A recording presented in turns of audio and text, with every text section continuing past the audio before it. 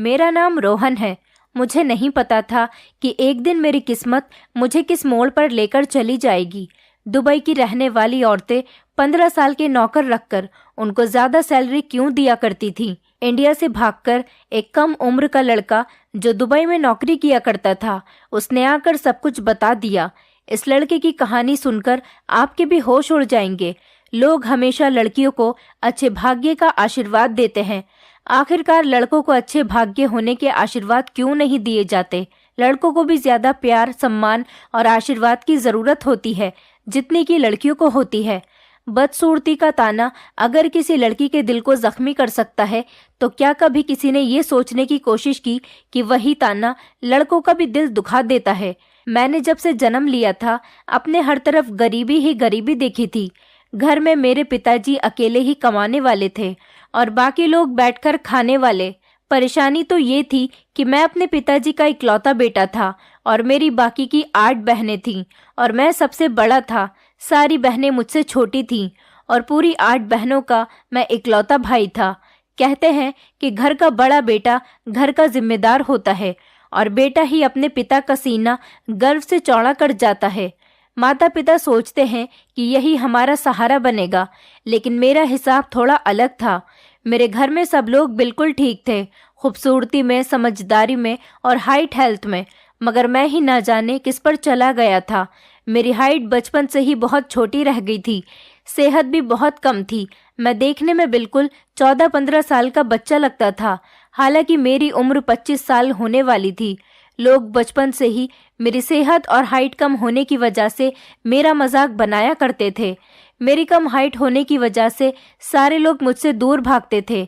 कोई मेरा दोस्त भी नहीं था।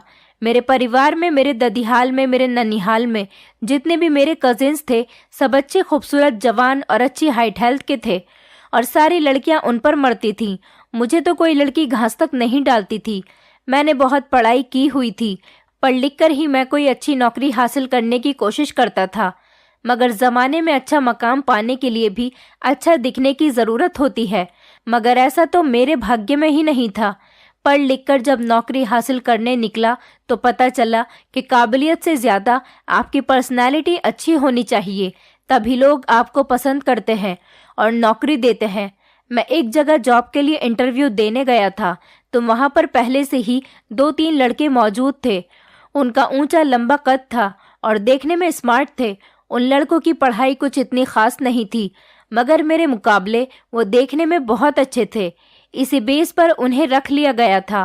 तंग आकर मैंने एक स्कूल में टीचर बनने के लिए सोचा, लेकिन मुझे क्या पता था कि यहाँ पर टीचर की जगह मॉडल रखे जाते हैं। जैसे ही मैंने इंटरव्यू देना शुरू किया तो वहाँ के प्रिंसिपल ने मेरी बहुत इंसल्ट की और कहने लगा, तुम तो खुद देखने में बच्चे से लगते हो, ऐसा लगता है जैसे 10वीं क्लास के स्टूडेंट हो। तुमसे बच्चे हैंडल नहीं हो पाएंगे, वो तुम्हें अपना टीचर नहीं बल्कि अपना क्लासमेट ही समझेंगे। उसकी बातें मेरे दिल को घायल कर गई थी। अगर मेरी हाइट कम थी तो क्या इसमें मेरा कसूर था? मेरा कद 4 फुट 10 इंच था, तो मेरी सेहत कहाँ से बनती? गरीब के घर 2 टाइम का खाना बन जाए, यही बहुत बड़ी बात है। वो दूध, अंडे, फल, सब्जियां, ऐसी चीजें कहाँ से लाएं? अपने इंसल्ट पर मुझे बहुत रोना आ रहा था। मैं अपनी फाइल में अपना मुंह छुपाकर वहां से बाहर निकल आया था और आकर बाहर सड़क के किनारे बैठ गया। सब लोग रास्ते से आ जा रहे थे, लेकिन किसी का ध्यान ज्यादा मुझ पर नहीं जा रहा था।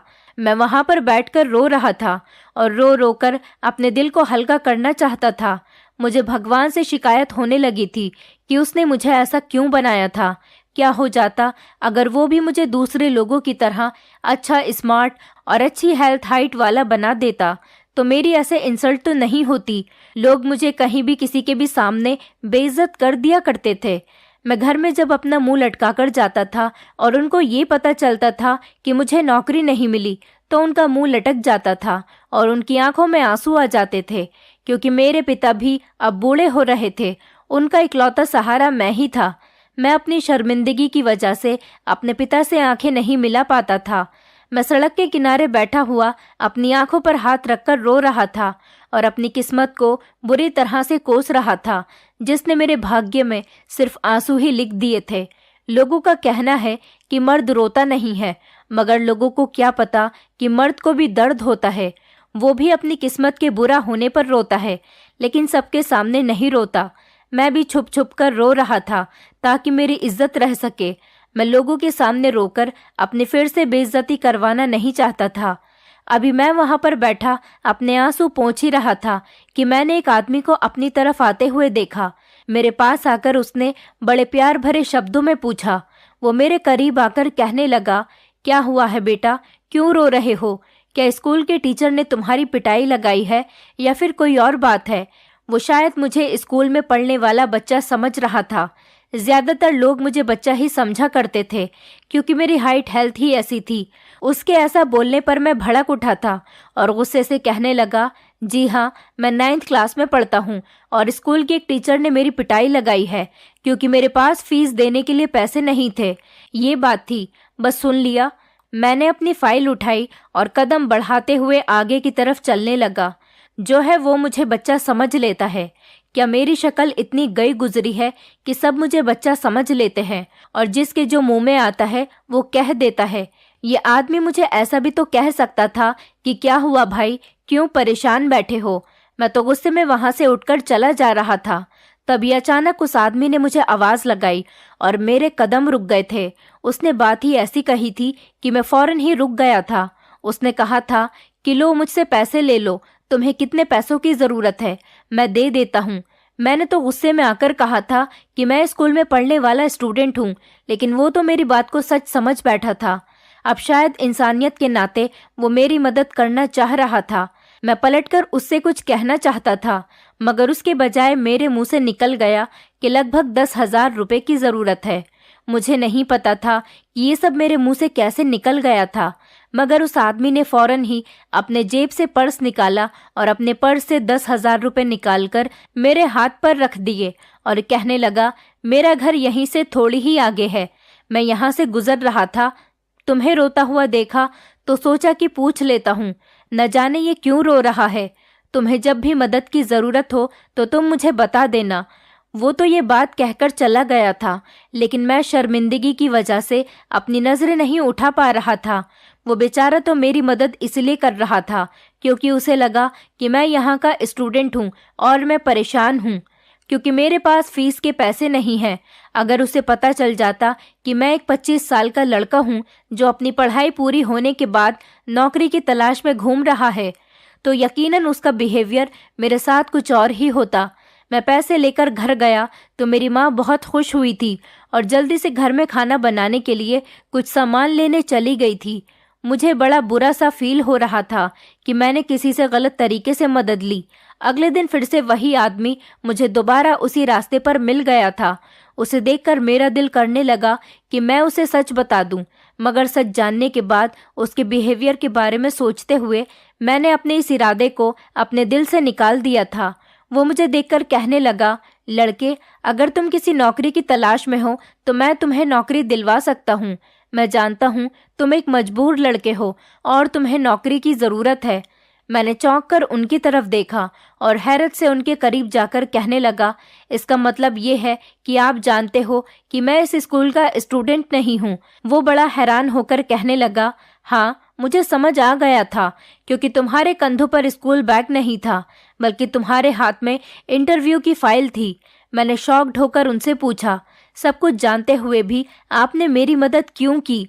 वो कहने लगा, कल मैं तुम्हारे काम आ गया था, हो सकता है कि आने वाले कल में तुम भी मेरे काम आ जाओ। मैंने कहा, क्या मतलब है आपका? मैं आपके किस तरह से काम आ सकता हूँ? वो कहने लगा, मतलब को छोड़ो, ये बताओ तुम नौकरी की तलाश कर रहे हो ना? मैंने कहा, जी, मैं हर काम करने के लिए तैयार हूँ। जैसा काम आप मुझे दिलवाओगे मैं वैसा ही काम कर लूँगा। वो आदमी कहने लगा कि मेरा नाम अनूप है और मैं एक ऑटो रिक्शा वाला हूँ। मेरा एक दोस्त है, उसने मुझे बताया था कि उसे दुबई में काम करने के लिए लड़कों की ज़रूरत है। ऑटो की कमाई से मेरा घर परिवार तो अच्छा चल रहा है, लेकिन ऑटो को खरीदने के लिए भी पैसे होने चाहिए। तुम्हारे पास तो शायद अपना ऑटो खरीदने के लिए भी पैसे नहीं होंगे, इसीलिए मैंने सोचा कि तुम्हें इस दुबई वाली नौकरी के बारे में बता दूं। मेरा दोस्त तुम्हें अपने साथ लेकर जाएगा, बल्कि वहां पर तुम्हें काम भी दिलवा देगा और तुम्हारे जाने के खर्चे की जिम्मेदारी भी वही उठाएगा। उस आदमी की ये बात सुनकर तो मैं बहुत खुश हो गया। उसने बताया कि लेकिन एक शर्त है। मैंने खुश होते हुए पूछा कि कैसी शर्त है। मैं अपने मन ही मन सोचने लगा कि कोई ऐसे बैठे बिठाए दुबई जाने का मौका मिल रहा हो तो कोई पागल ही हो सकता है जो इनकार करेगा। हिंदुस्तान में रहने वाले ज्यादातर लोग चाहते हैं कि वो विदेश में जाकर काम करें। मेरा भी यही इरादा था, क्योंकि मैं देख चुका था कि हमारी पूरी रिश्तेदारी में जितने भी लड़के विदेश में काम करने के लिए गए थे वो सब के सब काफी अमीर हो चुके हैं और उनके परिवार वाले भी हिंदुस्तान में रहकर अच्छी जिंदगी गुजार रहे हैं। 2-3 बार मैंने अपने पिताजी से विदेश काम करने के बारे में जाने के लिए पूछा था, तो उन्होंने मुझसे कहा था कि बेटा, बाहर जाने के लिए बहुत पैसे लगते हैं और पैसे तो हमारे पास घर में खाना खाने के लिए भी नहीं है। इन हालात में तुम्हें बाहर भेजने के लिए पैसे हमारे पास कहाँ से आएंगे। मुझे तो पता ही नहीं था कि एक दिन मेरी किस्मत मुझे बैठे बिठाए दुबई जाने का ऑफर दे देगी, लेकिन उस आदमी ने जो मुझे शर्त बताई थी उसे सुनकर मेरे पैरों तले से जमीन निकल गई थी। वो शर्त ही ऐसी थी कि उसे सुनकर मैंने फौरन ही कह दिया था कि नहीं भैया, मैं ऐसी शर्त को कभी एक्सेप्ट नहीं कर सकता जो मेरे करने की ही ना हो। उस आदमी की शर्त ये थी कि मुझे अपनी पहचान छुपानी होगी। जब मैंने इस बात का मतलब पूछा तो वो कहने लगा कि तुम दुबई में जाकर अच्छी कमाई कर सकते हो, जिससे तुम्हारी जिंदगी बदलकर रह जाएगी और तुम्हारे घर के हालात भी बहुत अच्छे हो जाएंगे अगर तुम वहां जाकर अपनी उम्र 15 साल बताओ तो। लेकिन किसी को ये बात पता नहीं चले कि तुम्हारी उम्र 25 साल है और तुम एक मैच्योर लड़के हो, वरना तुम्हें वहां पर नौकरी नहीं मिलेगी। लेकिन अगर तुम खुद को 15 साल का लड़का बताओगे तो वहां तुम्हें एक ऐसी शानदार नौकरी मिलेगी जिससे तुम्हारे घर वाले भी ऐश की जिंदगी गुजारेंगे और तुम भी। वो ना जाने मेरे आगे ऐसी शर्त क्यों रख रहा था। ये बात ठीक थी कि मेरी हेल्थ और हाइट ऐसी ही थी। मैं सच में 14-15 साल का लड़का लगता था, मगर बात ये भी तो थी कि इतने छोटे लड़के को भला नौकरी कौन दे सकता है। मैंने कहा, मुझे थोड़ा सोचने का टाइम तो दो, मैं अपनी फैमिली से परमिशन लेने के बाद ही कोई जवाब दे सकता हूँ। उसके बाद मैं अपने घर चला आया था। मैंने 2 दिन का टाइम दे दिया था कि मैं 2 दिन बाद आपको अपना फैसला बता दूंगा, लेकिन यहाँ इंडिया में तो मेरा कोई फ्यूचर ही नहीं था। मुझसे छोटी एक बहन 23 साल की थी और दूसरी बहन 22 साल की थी। मुझे उनकी भी शादियां करनी थी। सारी बहनों की शादी की जिम्मेदारी मेरे सर पर ही थी। मेरी बहनों का रिश्ता भी लग नहीं पा रहा था, क्योंकि लोगों को पता था कि मैं अपनी बहनों को ज्यादा दहेज नहीं दे सकूंगा। उनकी उम्र शादी की हो रही थी। मैं अपनी बहनों से बड़ा था, लेकिन मेरी शादी की तो दूर दूर तक उम्मीद ही नहीं थी। इसीलिए पहले मुझे अपनी बहनों की ही शादी के बारे में सोचना था। घर के हालातों को देखकर मैंने फैसला कर लिया था कि जैसा वो आदमी कह रहा है मैं वैसा ही कर लूंगा। और सुबह जाकर मैंने उस आदमी से कहा कि तुम जो कहोगे वैसा ही होगा। मैं नौकरी करने के लिए तैयार हूँ। अपने घर वालों से मैंने झूठ बोल दिया था कि मुझे एक अच्छी कंपनी वालों ने दुबई में बुलाया है। अब मैं उन्हें अपने काम के बारे में क्या बताता, जबकि मुझे खुद ही नहीं पता था कि मुझे वहां पर जाकर क्या काम करना है। फिलहाल कुछ दिनों बाद मैं दुबई चला गया था। उस आदमी ने कहा था कि तुम्हें वहां पर मेरा दोस्त लेने के लिए आ जाएगा और काम की भी सारी डिटेल वही बताएगा। आखिरकार काफी इंतजार करने के बाद एक हट्टा कट्टा सा आदमी मेरे पास मुझे लेने के लिए आया था और कहने लगा, चलिए मेरे साथ, मैं आपको लेने आया हूँ। मैं बहुत हैरान हो रहा था कि मेरे साथ ये क्या हो रहा है। मुझे नहीं पता था कि मुझे यहाँ पर किस काम के लिए बुलाया गया है और मेरी उस आदमी से पूछने की हिम्मत नहीं हो रही थी, क्योंकि वो शक्ल से ही बहुत सीरियस इंसान लग रहा था। उस आदमी ने मुझे बड़ी सी कार में बैठने के लिए कहा। मैं कार में बैठ गया था और लगभग 1 घंटे के सफर के बाद उसने कार को एक बड़े से बंगले के आगे रोक दिया और मेरे हाथ पर एक आईडी कार्ड रख दिया और कहने लगा, तुम अंदर जाकर ये दिखा देना। इसके मुताबिक तुम्हारी उम्र 15 साल है और तुम्हारा नाम मोहित है। और खबरदार जो तुमने अपना असली नाम किसी को बताने की कोशिश की, वरना सारी उम्र के लिए यहाँ के लोग तुम्हें जेल में डाल देंगे, चक्की पीसने के लिए। उसकी ये डरावनी सी बात सुनकर मेरे होश उड़ गए थे और मुझे डर लगने लगा था, क्योंकि मेरे लिए ये अनजान देश था और यहाँ पर मेरा कोई अपना भी नहीं था। इसलिए मैं इस आदमी से कुछ नहीं कह सकता था। मुझे ना जाने क्यों ऐसा महसूस होने लगा था कि मैं किसी कैद में आ गया हूँ। वो मुझे अपने साथ लेकर घर के अंदर आ गया था। ये एक दुबई के शेख का घर था, जिसकी पत्नी खूबसूरत कपड़े पहनकर मेरे सामने आ गई थी और मुझे सर से लेकर पैर तक देखने लगी। मुझे इस औरत से डर लग रहा था। देखा जाता तो वो उम्र में मुझे कई साल बड़ी लग रही थी। लगभग वो 35 साल की होगी, लेकिन उस टाइम मुझे थोड़ी एक्टिंग करनी थी ताकि उसे लगे कि मैं 15 साल का एक नाबालिग बच्चा हूँ। वो आदमी जाते जाते मुझसे कहकर गया था कि अब तुम्हें यहीं पर रहना है। तुम्हारा काम बस यही है कि तुम्हें मालकिन के पूरे घर की सफाई करनी है और मालकिन का ख्याल रखना है, और जो मालकिन कहे तुम्हें सिर्फ वही करते रहना है।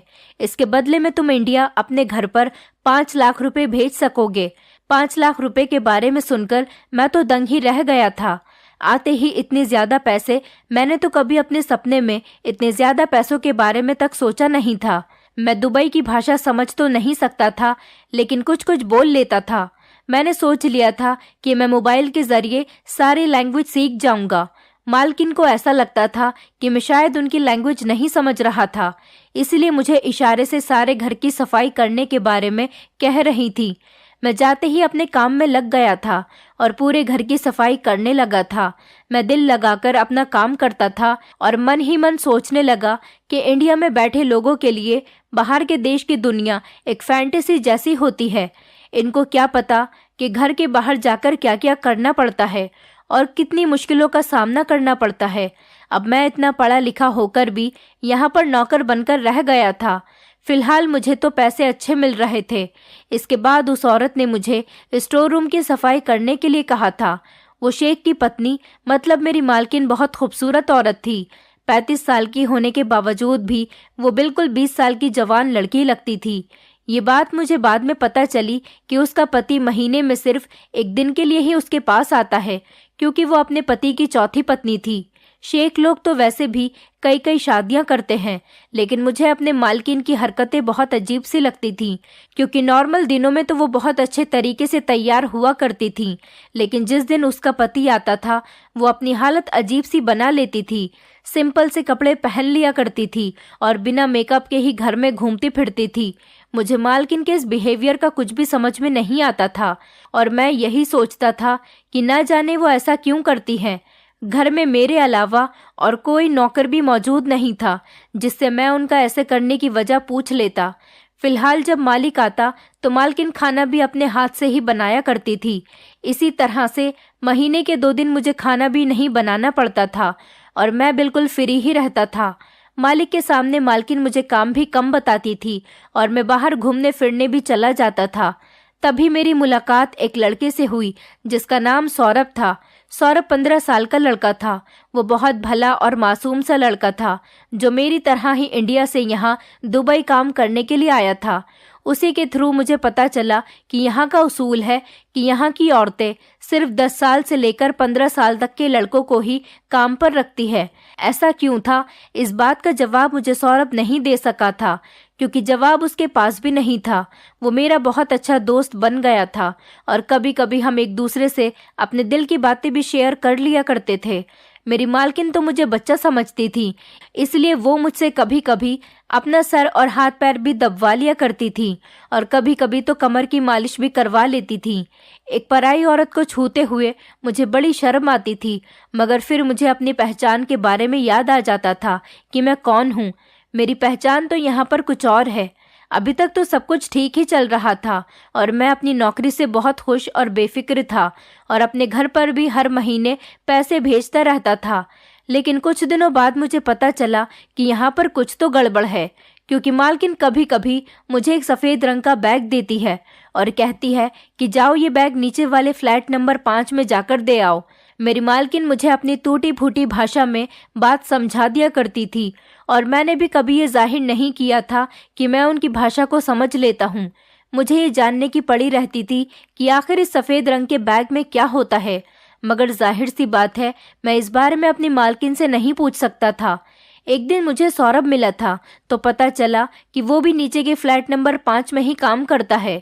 मैंने उससे इस सफ़ेद रंग के बैग के बारे में पूछा कि तुम्हें कुछ पता है कि इसमें क्या होता है। तो वो कहने लगा कि यहाँ की ज़्यादातर औरतें जब एक दूसरे को कोई सीक्रेट मैसेज भेजती हैं तो इस सफ़ेद रंग के बैग में एक लेटर लिखकर भेज देती हैं। मैंने हैरानी से सोचा, भला मेरी मालकिन सौरभ की मालकिन को ऐसा कौन सा सीक्रेट मैसेज भेजती होंगी। मैंने सौरभ से पूछा, तुमने कभी उस सीक्रेट मैसेज को पढ़ा है? तो वो कहने लगा, हाँ, एक बार मैंने बैग को खोलकर उसमें से लेटर निकाल लिया था और उसको पढ़ने लगा तो देखा कि उस पर अरबी लिखी हुई थी। मेरी कुछ समझ ही नहीं आया था। मैंने उससे कहा, अगली बार जब तुम्हें मौका मिले तो तुम उस लेटर की फ़ोटो खींच लेना। सौरभ राजी हो गया था। मैं अपनी मालकिन के घर वापस आ गया था। मालकिन ने जब मुझे सैलरी दी तो मेरी खुशी के ठिकाने ही नहीं रहे थे। मैंने फौरन सबसे पहले पैसे इंडिया भेज दिए थे। पैसे भेजने के अगले दिन मालकिन ने मुझे अपने पास बुलाया और कहने लगी कि मेरी टांगें दबा दो, मेरी टांगों में बहुत दर्द हो रहा है। मैं टांगें दबाने लगा। फिर थोड़ी देर के बाद मालकिन कहने लगी, मेरी कमर पर मसाज कर दो, कमर में भी दर्द हो रहा है। मालकिन ने अपनी पूरी कमर खोल दी थी। मुझे बहुत शर्म आ रही थी, लेकिन मैं कुछ नहीं कर सकता था क्योंकि मेरी पहचान कुछ और ही थी। इसलिए मैंने अपनी नज़रें नीचे कर ली और उनकी कमर की मसाज करने लगा। मालकिन की गोरी गोरी कमर की मसाज करते हुए जब लगभग मुझे आधा घंटा हो गया तो उन्होंने मुझे जाने को कह दिया था। मैं गहरी सांस भरते हुए उठा कि मालकिन को मुझ पर तरस आ गया। जब खूब अच्छी तरह से तैयार हो गई तो मुझसे कहा कि वो बाहर जा रही है और मैं घर का ध्यान रखूं। मैंने सोचा कि ना जाने मालकिन तो कितने टाइम तक वापस आए। इतनी देर में मैं अपने फ्रेंड सौरभ से मिलने के लिए चला जाता हूँ। वैसे भी वो ज़्यादा दूर नहीं रहता। मैं थोड़ी देर बाद अपने घर से निकलने ही वाला था कि दरवाज़ा बुरी तरह से बजने लगा। मैं घबराकर उठा और जाकर दरवाज़ा खोला तो मेरे सामने सौरभ खड़ा हुआ था। उसकी बहुत बुरी हालत हो रही थी। कपड़े उसके फटे हुए थे और बाल भी बुरी तरह से बिखरे हुए थे। उसकी सांस बुरी तरह से फूली हुई थी। मैं जल्दी से उसे घर के अंदर लेकर आ गया। मैंने उसको बैठने के लिए कहा और उसे पानी पिलाया। थोड़ी देर रिलैक्स के बाद उसकी हालत थोड़ी बेहतर हुई थी। पानी पीकर वो मुझसे कहने लगा, तुम मुझे अपने कपड़े दे दो। मैंने उसे अपने कपड़े दे दिए। उसने हाथ मुंह धोकर अपने कपड़े चेंज किए और बाहर जाने के लिए तैयार हो गया। मैंने हैरानी से पूछा, सौरभ, ये तुमने क्या हालत बनाई हुई है? तुम्हारे साथ क्या हुआ था और अभी तुम कहाँ जा रहे हो? वो बहुत जल्दी में था।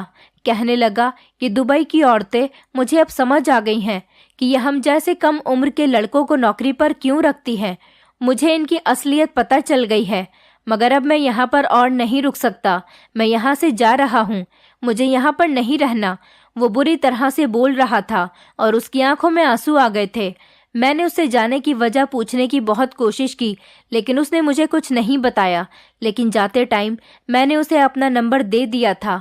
मैंने उससे कहा कि जब मैं 2-3 महीने के बाद इंडिया अपने घर जाऊंगा तो तुम मुझसे बात कर लेना। वो इतना घबराया हुआ था कि बस नंबर जेब में डालकर फौरन ही चला गया। सुबह पूरी कॉलोनी में ये खबर फैली हुई थी कि फ्लैट नंबर 5 का नौकर अपनी मालकिन के सर पर डंडा मारकर फरार हो गया। उसने अपनी मालकिन को बुरी तरह से जख्मी कर दिया। ये बात सुनकर तो मैं दंग रह गया था, क्योंकि सौरभ ऐसा नहीं था और उसने मुझे भी कुछ ऐसा नहीं बताया था। न जाने वो क्या करके आया है और यहाँ पर क्या हो रहा था और क्यों हो रहा था। मेरी तो कुछ भी समझ में नहीं आ रहा था। मेरी मालकिन की भी हरकतें बहुत अजीब सी थीं। तो क्या सारी दुबई की रहने वाली मालकिन औरतें ऐसी ही होती हैं? मेरे दिमाग में भी न जाने किस किस तरह के ख्याल आ रहे थे। सौरभ की मालकिन ने न जाने उसे ऐसा क्या कहा था कि वो बेचारा इस तरह से यहाँ से गायब हो गया था। एक दिन मैंने अपनी मालकिन को फ़ोन पर किसी से बात करते हुए सुना था। उनकी बातों से पता चल रहा था कि फ्लैट नंबर 5 में रहने वाली मालकिन को अब किसी नए नौकर की ज़रूरत है। शाम को जब साहब आ गए, मेरी किस्मत बुरी थी या कुछ और। साहब अपनी पत्नी को अपने साथ घुमाने के लिए कहीं दूर लेकर जाना चाहते थे। उनका ट्रिप लगभग 1 हफ्ते का था। अब मेरा भी घर पर कोई काम नहीं था, इसलिए मालकिन कहने लगी, अगर तुम चाहो तो तुम भी हमारे साथ चल सकते हो। लेकिन मेरे मालिक को ये बात बहुत बुरी लगी थी कि एक नौकर को क्यों हम अपने साथ लेकर जाएंगे। वो कहने लगे कि कोई ज़रूरत नहीं इसको साथ ले जाने की, इसको यहीं पर ही रहने दो। मगर मालकिन जाते जाते मुझसे कहने लगी कि तुम ऐसा करो, फ्लैट नंबर 5 में चले जाओ, उनकी मालकिन को नए नौकर की ज़रूरत है। जब तक हम घर पर नहीं आते तब तक तुम उनके साथ रहो और उनके घर का काम करो। मैं जाना तो नहीं चाहता था मगर मजबूर था। मैं जाते हुए बहुत डर रहा था कि वहाँ सौरभ के साथ पता नहीं क्या हुआ होगा, जो वो बेचारा यहाँ से भाग गया। मैं फ्लैट नंबर 5 वाले घर में चला गया था। इस घर की मालकिन की उम्र लगभग 45 साल की लग रही थी और वो शक्ल से बस नॉर्मल से ही थी, ज़्यादा खास नहीं थी। वो औरत मुझे देखते ही कहने लगी, आज के दिन तुम मेरे मेहमान हो, आज का दिन मेरे लिए बहुत स्पेशल है। कल से तुम अपने काम पर लग जाना। आज तुम्हें मेरे साथ टाइम स्पेंड करना है। आज तुम्हें मेरे साथ टाइम स्पेंड करना है। मैं डरते डरते उनके लिए खाना लगाने लगा। वो बहुत अजीब तरह की औरत थी। वैसे तो मैंने अब तक जितनी भी दुबई में रहने वाली औरतें देखी थी, सारी की सारी अजीबो गरीब आदत वाली औरतें थीं। न जाने उनकी किस किस तरह की अजीब हरकतें थीं, मगर इस फ्लैट नंबर 5 वाली मालकिन को देखकर तो मैं बड़ी बेचैनी सी महसूस करने लगा था। न जाने मुझे क्यों उसे देखते ही एहसास हुआ कि कुछ ठीक नहीं है, ज़रूर कुछ न कुछ तो गड़बड़ है। खाना खाते हुए वो औरत बड़ी अजीब सी हरकतें कर रही थी। उसने मुझे अपने पास बैठने के लिए कहा तो मुझे मजबूरन उसके करीब में चेयर पर बैठना पड़ गया। उसने स्पून में खाना लिया और स्पून को मेरी तरफ बढ़ाते हुए कहने लगी, मैं तुम्हें अपने हाथ से खाना खिलाती हूँ। मैं बड़ा हैरान रह गया था और परेशानी में फंस गया था। बस कहीं ना कहीं से इस औरत से छुटकारा पाने की कोशिश कर रहा था, लेकिन मेरे पास तो भागने का भी कोई रास्ता ही नहीं था। इसलिए मजबूरन मुझे उस औरत के हाथ से खाना खाना पड़ा था। नाश्ता करने के बाद मैंने टेबल पर रखे हुए बर्तन उठाना चाहे तो उसने मुझे रोक दिया और कहने लगी, मैं खुद कर लेती हूँ, तुम आज बस आराम करो। मैं अंदर ही अंदर घुटन महसूस करने लगा था कि ये किस तरह की औरत है जो नौकर को आराम करने के लिए कह रही है और खुद सारा काम कर रही है। मैंने अगले दिन घर का काम करना चाहा तो भी उसने मुझे रोक दिया। अब तो मुझे इस औरत पर भी शक होने लगा था कि ये मुझसे घर के काम क्यों नहीं करवा रही और आखिर इसने मुझे अपने घर में क्यों बुलाया है। मेरे पास सौरभ का नंबर भी नहीं था, वरना मैं उसे इस बारे में उसे फ़ोन करके पूछ लेता कि वो यहाँ से क्यों गया था। रात को मैं किचन में खड़ा हुआ पानी पीने लगा तो देखा कि वो मैडम किसी से वीडियो कॉल पर बात कर रही थी। मैंने बड़ा हैरान होते हुए आगे होकर देखा तो शॉक्ड रह गया था। स्क्रीन पर वही ऑटो वाला आदमी नजर आ रहा था जिसने मुझे यहाँ पर भेजा था। मैंने साइड से खड़े होकर बात सुनने की कोशिश की कि वो आदमी क्या बात कर रहा है। तो वो आदमी कह रहा था कि मैडम आप फिक्र मत करो, यहाँ इंडिया में बहुत से ऐसे बेवकूफ़ लोग हैं जो विदेश जाकर काम करने के लिए बेताब हो रहे हैं। मैं जल्दी ही आपके लिए कोई नया शिकार तलाश करता हूँ। अब मुझे महसूस हो रहा था उस आदमी ने जिसने मुझे यहाँ पर भिजवाया था उसने मेरी कोई मदद नहीं की थी, बल्कि वो तो यहाँ की औरतों के लिए काम करता था। लेकिन क्या काम करता था, यही तो मेरी समझ में नहीं आ रहा था। मुझे यहाँ पर रहते हुए पूरे 4 महीने होने वाले थे, लेकिन अभी तक मैं सच्चाई का पता नहीं लगा पाया था। एक दिन इस नई मालकिन ने मुझे कपड़े दिए और कहने लगी कि इन कपड़ों को पहन लो और अच्छे से तैयार हो जाओ, हम लोग बाहर जा रहे हैं। मैंने वैसे ही किया जैसा उस औरत ने मुझसे कहा था। मैंने खुद को हालात के भरोसे छोड़ दिया था कि जैसा होगा देखा जाएगा। मैं तैयार हो गया तो मालकिन ने कहा कि मेरे साथ कार में आकर बैठ जाओ, हमें कहीं जाना है। मैं उनके साथ गाड़ी में जाकर बैठ गया। वो कार को खुद ड्राइव कर रही थी। कार एक बड़े से होटल के आगे आकर रुक गई थी। वो मुझे लेकर उस होटल के अंदर चली गई। अब मैं कुछ कुछ समझ रहा था कि वो क्या चाह रही है। मेरे सिक्स सेंस ने मुझे पहले से ही सावधान कर दिया था कि कुछ तो गलत होने वाला है, इसलिए मैं पहले से ही इंतज़ाम करके आया था। उसने होटल में एक कमरा बुक किया और हम दोनों कमरे के अंदर चले गए। उसके होटल के कमरे के अंदर आते ही नीयत खराब होने लगी थी। मैं समझ गया था कि वो औरत मुझे अपने गलत काम को अंजाम देने के लिए यहाँ पर लेकर आई थी। मैंने अनजान बनते हुए पूछा, मालकिन आप मुझे किस लिए यहाँ पर लेकर आई हो? तो वो कहने लगी, तुम अभी बच्चे हो, तुम नहीं समझ सकते, बस जैसा मैं कहती हूँ तुम वैसा ही करते जाओ। मैंने कहा, मैं आपकी बात को खूब समझता हूँ, लेकिन इससे पहले आपको मेरे कुछ सवालों का जवाब देना होगा। वो कहने लगी, ठीक है, पूछो क्या सवाल है, क्या पूछना चाहते हो तुम मुझसे? मैंने कहा, क्या सिर्फ आप ही इस गलत काम में शामिल हो या फिर मेरी मालकिन भी हैं, या फिर दुबई की सारी औरतें एक जैसी ही होती हैं, धोखेबाज सी, लोगों का गलत फायदा उठाने वाली? वो मेरी बात सुनकर हंसने लगी थी और कहने लगी, तुम मुझे जो मर्जी चाहे कह लो, मगर मैं तुम्हारी किसी बात का बुरा नहीं मानूंगी। जहाँ तक तुम्हारे सवाल का जवाब है, तो मैं तुम्हें बताना चाहती हूँ कि सारी की सारी कहानी क्या है। हमारे इस पूरे एरिया में जितनी भी औरतें रहती हैं, वो सारी की सारी या तो तलाकशुदा होती हैं या फिर अपने पति की दूसरी या तीसरी पत्नी होती हैं। कुछ अपने पतियों की सताई हुई होती हैं। सबके पास पैसा तो बहुत ज्यादा है, क्योंकि यहाँ के लोग बहुत अमीर होते हैं, मगर खुश रखने के लिए मर्द नहीं है। अपनी फीलिंग और एहसास के हाथों मजबूर होती हुई मेरी जैसी औरतों के पास इस गलत काम के अलावा और कोई चारा नहीं होता कि हम कोई दूसरा तरीका अपना सकें। हमने इंडिया के एक आदमी से बात की हुई है, उसको अपना एजेंट बना लिया है। वो हमारे लिए कम उम्र के लड़कों को अरेंज करता है। हमने उससे कहा है कि वो हमारे लिए 10 साल से लेकर 15 साल तक के लड़कों का बंदोबस्त करे। जितने लड़के वो भेजेगा, इतने पैसे उसे मिलेंगे। इन लड़कों को काम पर रखने के बहाने हम दुबई की औरतें अपनी हवस मिटा लेते हैं, वैसे ही जैसे आज मैं तुम्हारे साथ यहाँ पर करना चाहती हूँ। मैंने कहा, आपने सौरभ के साथ ऐसा क्या किया था जिसकी वजह से उसे यहाँ से भागना पड़ा? वो औरत कहने लगी, वो मुझे बहुत अच्छा लगता था, मगर वो मेरे सामने नजर तक नहीं उठाता था। वो मुझे ध्यान से देखता तक नहीं था। मैं उसके लिए इतने अच्छे से तैयार हुआ करती थी। एक दिन मेरी एक दोस्त घर पर आई तो उसे सौरभ बहुत पसंद आया था और उसने कहा, वो आज रात मेरे घर पर ही सौरभ के साथ रात गुजारना चाहती है। इस बात के बारे में सौरभ को पता हो गया और वो हमारी ड्रिंक में बेहोशी की दवाई मिलाकर यहाँ से फरार हो गया। और जानते हो वो औरत कौन थी जिसने सौरभ के साथ जबरदस्ती की थी? वो औरत तुम्हारी अपनी मालकिन थी। ये सुनकर तो मेरे होश उड़ गए थे। ऐसा लग रहा था जैसे सारा आसमान मुझ पर टूट पड़ा। मैं दंग रह गया था। मुझे याद आया कि जिस दिन सौरभ के साथ वो हादसा हुआ था, उस दिन सुबह ही सुबह मेरी मालकिन तैयार होकर कहीं पर चली गई थी और शाम को वापस आई थी। अब सारी कहानी मेरी समझ में आ गई थी। वो औरत सारी कहानी सुनाकर कहने लगी, अब तुम्हारे पास बचने का कोई रास्ता नहीं। तुम्हें मेरी शर्त पूरी करनी ही होगी, वरना मैं तुम्हें पुलिस के हवाले कर दूंगी और तुम पर चोरी का इल्जाम लगा दूंगी। उसके बाद तुम कहीं मुंह दिखाने के लायक नहीं रहोगे और सारी जिंदगी जेल में सड़कर ही गुजार दोगे। सोच लो क्या करना है। अगर तुम मेरी बात नहीं मानोगे तो सारी जिंदगी हिंदुस्तान की शक्ल देखने को नहीं मिलेगी, तरस जाओगे। उसने पूरी तरह से प्लानिंग बनाकर ही मुझसे बात की थी। मेरे पास भी अब और कोई ऑप्शन नहीं बचा था। मैं शायद इस औरत की बातों में आ जाता, क्योंकि यह औरत बहुत ज्यादा चालाक थी।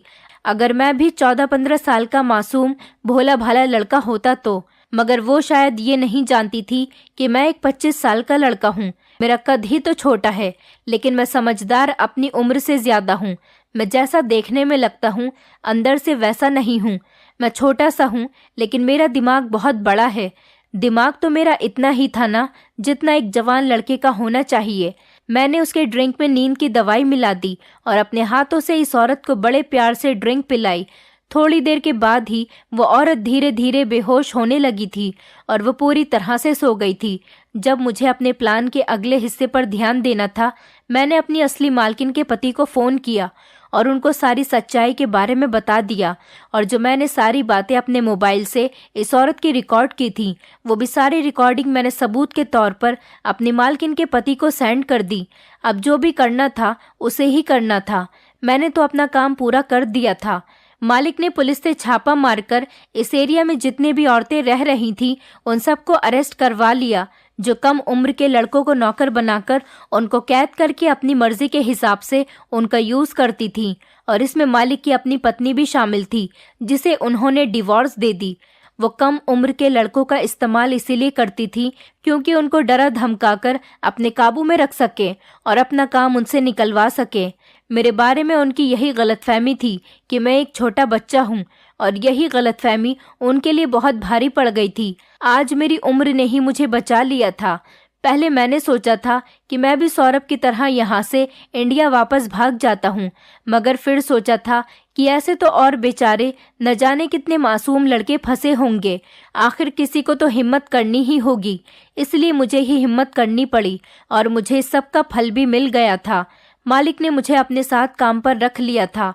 उन्होंने मुझे अपनी कंपनी में ही नौकरी दे दी थी, क्योंकि मैं काफ़ी पढ़ा लिखा था, और धीरे धीरे मैंने उनके काम में इतना साथ देना शुरू कर दिया कि अब मालिक ने मुझे अपनी कंपनी में अच्छी पोस्ट दे दी और मैं अपने घर पर लगभग महीने के 10 लाख रुपए भेज देता हूँ। मेरे घर के हालात भी बिल्कुल सुधर गए। मैंने सोचा कि अब मैं यहीं पर रहूंगा और अपने घर वालों का फ्यूचर देखूंगा। एक बात जो मैं अपनी कहानी के थ्रू आप लोगों को बताना चाह रहा हूँ वो ये है कि हम में से अक्सर लोग ये समझते हैं कि औरत ही लाचार होती है, सिर्फ इसी पर जुल्म किया जाता है।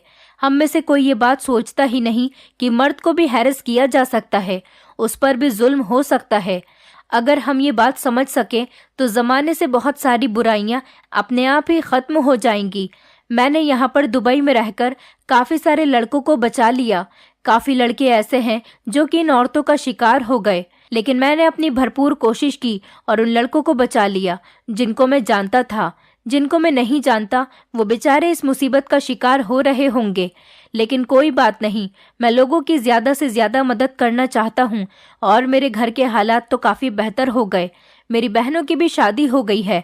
अब मेरे घर वाले चाहते हैं कि मेरी शादी कर दें, लेकिन मैं इंडिया जाकर शादी नहीं करना चाहता। मैं चाहता हूँ कि यहीं की किसी लड़की से मेरी शादी हो जाए और मैं यहीं सेटल हो जाऊँ। मैं कुछ दिनों बाद अपनी फैमिली को भी यहाँ पर बुला लूँगा। मैं यहाँ पर बहुत खुश हूँ और अच्छी ज़िंदगी गुजार रहा हूँ। दोस्तों, उम्मीद करती हूँ आपको हमारी कहानी पसंद आई होगी। कहानी पसंद आई है तो वीडियो को लाइक करें, चैनल पर नए हैं तो चैनल को सब्सक्राइब करें और हाँ, नोटिफिकेशन बेल को ज़रूर दबाएं ताकि अगली अपडेट सबसे पहले आपको मिले।